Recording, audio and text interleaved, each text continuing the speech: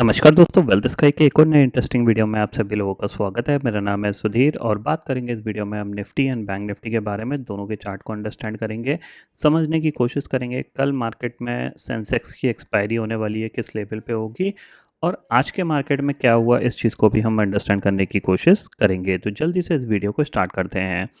Video start करने से पहले बात कर लेते हैं, कल की एनालिसिस में हमने एक पॉइंट समझा था कि मार्केट जो लेवल्स हैं उनको ब्रेक करने के लिए तैयार है और 22,800 का टारगेट आपको मिल सकता है। तो कोई भी नेगेटिव सेटअप आपको मिलता है, जैसे कि हमारा जो नेगेटिव सेटअप है वो सिंपल सा सेटअप है कि हम क्या करते हैं, सबसे पहले 1 मिनट के हाई और लो को मार्क करते हैं। अगर मार्केट हाई को ब्रेक करता है तो हम यहाँ पे शॉर्ट करते हैं और डे लो का टारगेट हम लेते हैं। ठीक है, सिंपल सा सेटअप है हमारा। तो आज निफ्टी ने क्या किया और बैंक निफ्टी ने क्या किया उसको हम अंडरस्टैंड करते हैं। तो सबसे पहली चीज़ देखो, यहाँ पे आप देखोगे, यहाँ पे मार्केट खुला, खुलने के साथ हमें क्या मिला, 1 मिनट का हाई मिला और ऑलमोस्ट 1 मिनट का लो मिला। ठीक है, फिर क्या हुआ, इसने हाई को ब्रेक किया और ऊपर गया। ठीक है, तो यहाँ पे हमारा क्या व्यू है, सिंपल सा कि हम क्या करते हैं, 5 मिनट की जो रेड कैंडल मिलती है हमें, हम वहाँ पे शॉर्ट कर देते हैं। 1 मिनट में भी आप कर सकते हो, बट 1 मिनट में क्या होता है, थोड़ा सा स्टॉप लॉस आपको लेके चलना पड़ता है। तो अगर आपकी प्रैक्टिस बहुत ज़्यादा अच्छी नहीं है तो हो सकता है आपको कभी बड़ा लॉस हो सकता है। ठीक है, तो हम क्या करते हैं, नॉर्मली 5 मिनट का वेट करते हैं, 5 मिनट में रेड कैंडल मिलती है, वहाँ पे हम शॉर्ट करते हैं और डे हाई का स्टॉप लॉस ले लेते हैं। ठीक है, सिंपल सी चीज़ है। इसके बाद जो हमारा टारगेट होता है वो यहाँ पे हमारा क्या होता है, डे लो का टारगेट होता है और ऑलमोस्ट ये फ्लो में जितना मिल गया उतना हमारा टारगेट हो गया। उसके बाद हम फर्दर कोई ट्रेड प्लान नहीं करते हैं जब तक मार्केट ट्रेंडिंग ना हो, मतलब जब तक इस लो के नीचे ट्रेड ना करे। ये लो जब तक नहीं टूटेगा तब तक कोई ट्रेंड नहीं बनेगा। तो यहाँ पे आप देख सकते हो, यहाँ पे हमारा प्रॉफिट बुक हो गया। इसके बाद मार्केट ने पूरा दिन साइडवेज निकाल दिया, यानी कोई ट्रेंड नहीं बना। अगर ट्रेंड बनता तो इमीडिएटली ये पुल बैक करता और फिर दोबारा से नीचे गिरना स्टार्ट हो जाता, तो हमारी फर्दर कोई ट्रेड नहीं बनी। देखो, सिंपल सी चीज़ है, मैं हमेशा आपको एक ही चीज़ बोलता हूँ कि मार्केट में जब भी आप काम कर रहे हो, आप नए हो, एक्सपीरियंस्ड हो, आपको सब कुछ आता है, लेकिन प्रॉफिट नहीं आ रहा है आपके पास, तो उसके पीछे का सिर्फ एक ही रीज़न होता है कि आपको हमेशा जल्दी पैसे कमाने हैं मार्केट से।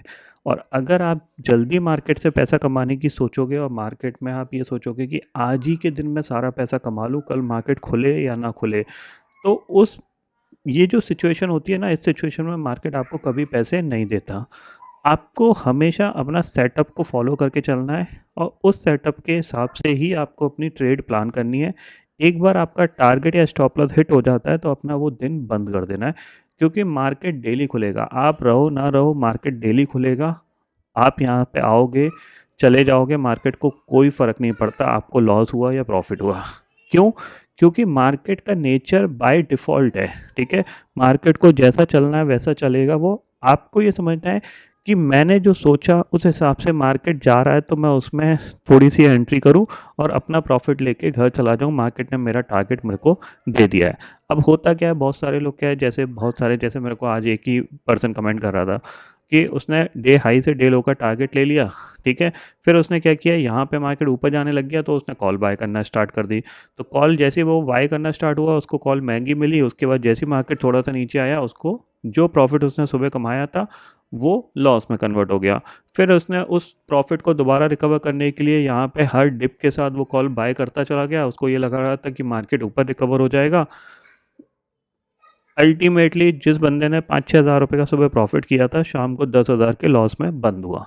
ठीक है, तो प्रॉब्लम कहाँ थी? प्रॉब्लम यही थी ना कि उसको लग रहा था कि आज ही के दिन में सारा पैसा कमा लूँ। अगर वो अपना एंट्री लेता, अपना टारगेट लेता और बंद कर देता तो उसकी जेब में कुछ ना कुछ पैसे आते। बट वही प्रॉब्लम है कि हमारी जो सोच होती है ना, वो सोच ये इस तरीके से बनी होती है कि जल्दी-जल्दी पैसा मिलता रहे, क्योंकि मार्केट में क्या है, बहुत फ्रीक्वेंट एंट्री होती है। मार्केट में कोई बाउंडेशन तो है नहीं एंट्री का और एग्ज़िट का। पर्सन सोचता है चलो यार, एक कैंडल बड़ी बन रही है, इसमें स्कैल्पिंग करके निकल जाऊँ। तो जो बार-बार जो ट्रेड्स होती हैं, वो नॉर्मली आपको लॉस की तरफ बहुत तेज़ी से ले जाती हैं। आपकी कॉस्टिंग बढ़ाती है, आपके ब्रोकरेज बढ़ाती है, टैक्सेस बढ़ाती है। आपकी जो प्लानिंग होती है मार्केट में, उसको पूरा बिगाड़ देती है। तो मैं हमेशा आपको एक ही चीज़ बताता हूँ कि आप कोई भी एक सेटअप फॉलो करो, ठीक है? जिसकी एक्यूरेसी मोर देन 60% हो, चांसेस वेरी हाई कि आप प्रॉफिट में ही बंद होगे मंथ के एंड में। ये मत सोचो कि यहाँ पे जैसे मान लो मैंने यहाँ पे शॉर्ट किया और ये इसको ऊपर तोड़ देता तो क्या होता, मेरे को लॉस होता। कितने का लॉस होता? मुश्किल से 10-20 पॉइंट का लॉस होता और मैं अपनी स्क्रीन बंद कर देता। यहाँ पे आया, मेरे को ऑलमोस्ट 70 पॉइंट का प्रॉफिट मिला। ठीक है, तो सिंपल सी चीज़ ये है कि मेरा 10-20 पॉइंट का रिस्क था और मेरे को 70-80 पॉइंट मार्केट ने दे दिया, मेरे लिए सफिशिएंट हो गया। ठीक है, मेरा एक दिन का प्रॉफिट बन गया। कल जो होगा मार्केट में हम कल देखेंगे। तो ये चीज़ समझ लीजिए, अगर आप मार्केट से बहुत जल्दी पैसा कमाने की सोच रहे हो तो आपको मार्केट कभी पैसे नहीं देगा। आप अनवांटेड अपना रिस्क लोगे, बड़ा रिस्क ले लिया जिस दिन, उसी दिन मार्केट आपको धोखा दे देगा, आपको बहुत पीछे चले जाओगे। ठीक है, चलो, ये तो नॉर्मली थोड़ी सी ज्ञान की बात थी। अब देखते हैं कि कल मार्केट में क्या हो सकता है। कल सेंसेक्स की एक्सपायरी होने वाली है और करंटली अगर हम ग्लोबल फ्यूचर्स देखें तो नास्डैक आपको दिख रहा है ऑलमोस्ट 1000 पॉइंट नीचे। ठीक है ना, आप देख रहे हो 955 पॉइंट नास्डैक फ्यूचर है और डाउ फ्यूचर करीब 383 पॉइंट नीचे दिख रहा है। अब नास्डैक में हो सकता है कोई एक ऐसा पर्टिकुलर स्टॉक हो जिसका वेटेज ज़्यादा हो, उसकी वजह से ये इतना नीचे दिख सकता है। जैसे एनवीडिया वगैरह का वेटेज बहुत ज़्यादा है। ठीक है ना, अगर एनवीडिया 8-9% गिर जाए तो नैस्डैक वैसे ही गिर जाएगा 1000%, 1000 पॉइंट। ठीक है, तो ये पॉइंट आपको ध्यान में रखना है कि जो ग्लोबल मार्केट में बेसिकली अभी जो फ्यूचर्स दिख रहे हैं नेगेटिव, इसका इम्पैक्ट हमारे मार्केट में डेफिनेटली पड़ेगा। बट डाउ इतना ज़्यादा नीचे नहीं दिख रहा है, इसीलिए शायद हम यहाँ पे होल्ड करके गए हैं, मतलब हमने और फर्दर वीकनेस नहीं दिखाई है। बट कल क्या हो सकता है? कल देखो डेफ़िनेटली एक गैप डाउन ओपनिंग हो सकती है, क्योंकि ये सिचुएशन में अगर मान लो ये 950 पॉइंट नहीं 700 पॉइंट भी गिर के बंद हो सकता है 600 पॉइंट गिर के बंद हो सकता है 1000-1200 पॉइंट गिर के बंद हो। तो हम डेफ़िनेटली एक गैप डाउन ओपनिंग दिखाएँगे। अब प्रॉब्लम क्या है, एक तो हमने ब्रेकडाउन दिया, 22,800 को टेस्ट किया है। यहाँ से फर्दर हम गैप डाउन दिखाएँगे तो वहाँ पे सेलिंग तो नहीं डेफ़िनेटली बनती है। तो वहाँ पे आप थोड़ा-सा बाइंग करने की कोशिश कर सकते हो, क्योंकि क्या होगा मार्केट में, क्योंकि 3-4 दिन बाद हमारा बजट है, हम टॉप से गिर रहे हैं तो यहाँ से हो सकता है थोड़ी बहुत शॉर्ट कवरिंग यहाँ पे आ जाए। ये ध्यान में ज़रूर रखिएगा। ठीक है, अब सिंपल सी चीज़ क्या है कि अगर हम ऑप्शन चेन के डाटा को देखें तो इसमें जो दिख रहा है कि 23,000 की कॉल पे 85 लाख का ओपन इंटरेस्ट दिख रहा है। इसका मतलब क्या है कि जो कॉल राइटर हैं वो इतने एग्रेसिव नहीं बढ़े हैं। ठीक है ना, क्योंकि पुट राइटर ज़ाहिर सी बात है कम हुए हैं, 54 लाख का ओपन इंटरेस्ट रह गया है, 13% ओपन इंटरेस्ट यहाँ पे घटा है। लॉन्ग अनवाइंडिंग की वजह से मार्केट नीचे गया है, फर्दर सेलिंग की वजह से कम गया है, क्योंकि आप देख रहे हो, क्योंकि नियर टू एक्सपायरी है तो इसकी वजह से क्या ओपन इंटरेस्ट बहुत तेज़ी से बढ़ता घटता है। ठीक है ना, तो ये ध्यान में रखिएगा। तो 23,000 मेरे को लगता है कि मार्केट हो सकता है नीचे से रिकवर होकर 23,000 आने की कोशिश कर सकता है।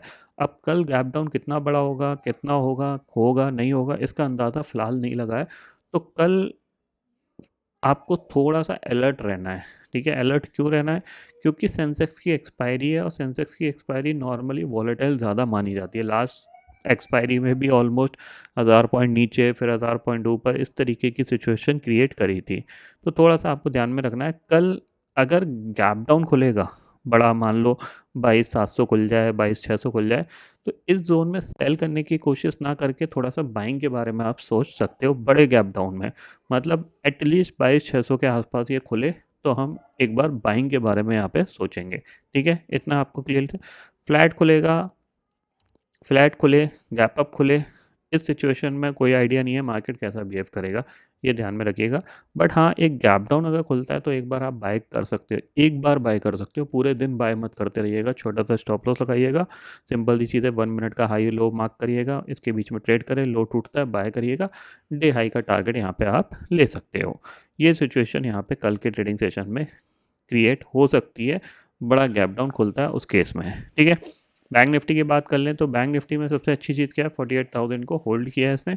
48,000 के ऊपर अगर ये बना रहता है तो बहुत अच्छी बात है। तो यहाँ पे भी अगर गैप डाउन खुलता है, मान लो 47,600, 47,500 के जोन में खुलता है या 700 के जोन में खुलता है, तो यहाँ पे भी बाइंग आने के चांसेस बहुत ज़्यादा हाई हैं। ठीक है ना, तो बैंक निफ्टी हो सकता है आपको, क्योंकि ऑलरेडी इसने एक नया स्विंग लगा दिया है, तो यहाँ से एक रिकवरी यहाँ पे आ सकती है, ये ध्यान में ज़रूर रखिएगा। ठीक है, तो एक ही सिचुएशन है यहाँ पे जो मेरी तरफ से कल के लिए है, वो है अगर ये गैप डाउन खुलता है मोर देन 200 पॉइंट या 150 पॉइंट से ज़्यादा का, अराउंड 22,700 22,650 के जोन में, यानी 22,700 के नीचे खुलता है, तो एक बार आप बाइंग सेटअप पे काम कर सकते हो, ये ध्यान में ज़रूर रखिएगा।